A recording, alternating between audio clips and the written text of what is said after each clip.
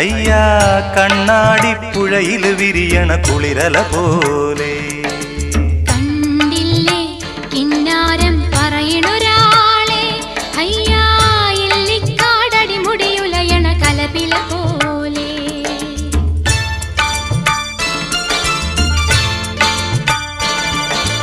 പെണ്ണിന്റെ ചെഞ്ചുണ്ടിൽ പുഞ്ചിരി പൂത്തു അയ്യാ കണ്ണാടിപ്പുഴയിൽ വിരിയണ കുളിരല പോലെ കണ്ടില്ലേ